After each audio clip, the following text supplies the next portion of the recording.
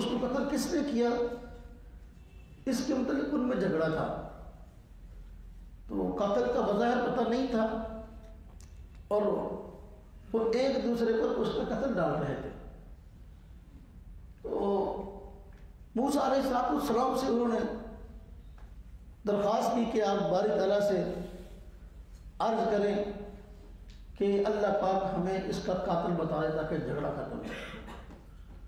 تو اس کا اللہ پاک کی ذات نے حال یہ بتایا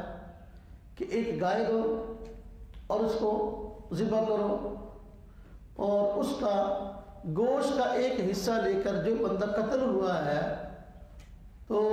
اس گوشت کے حصے کو اس قاتل مقتول کے ساتھ لگاؤ یا مارو ٹکڑا لے کر،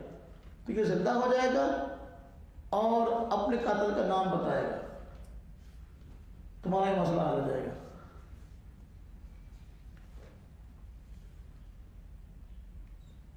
جب موسیٰ علیہ السلام نے گائے ذبح کرنے کا کہا تو اب وہ کئی طرح کے بہانے کرنے لگے، جس طرح کل ہم نے پڑھا ہے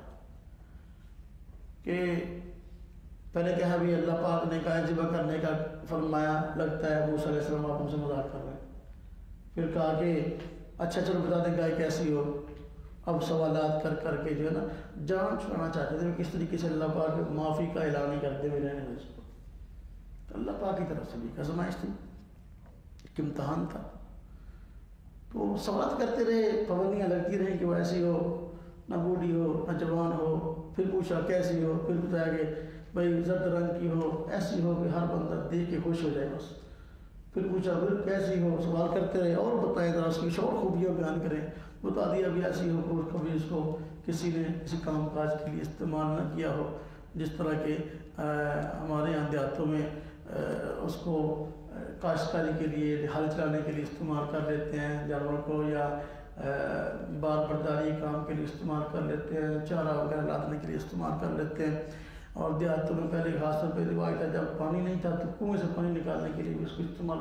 تو بتایا بھی بالکل اس کو کسی طرح بھی استعمال نہ کیا گیا، اس صحت مند اس طرح کی رنگ ڈھنگ خوبصورتی ہے۔ سوال کرتے رہے، پابندیاں لگتی رہیں،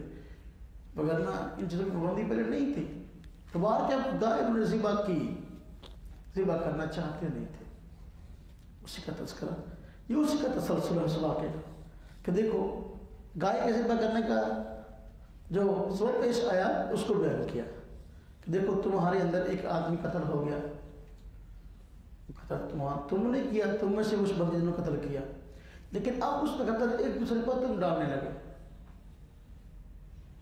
تو قاتل ہے، وہ کہے تو قاتل ہے، یہ تو اللہ پاک چاہتے تھے بھی صحیح بات معلوم ہو جائے اور جو لوگ جھوٹے ہیں ان کا جھوٹ واضح ہو جائے۔ تو یہ طریقہ کار پھر بتایا گیا، فَقُلْنَا اضْرِبُوهُ بِبَعْضِهَا، گوشت کا ایک ٹکڑا لے کر گائے کا ذبح کرنے کے بعد اس بندے کے کو مارو یا جسم سے لگاؤ تو یہ زندہ ہو جائے گا۔ چنانچہ ایسا ہوا، وہ زندہ ہو گیا اور اس نے قاتل کا نام بتایا۔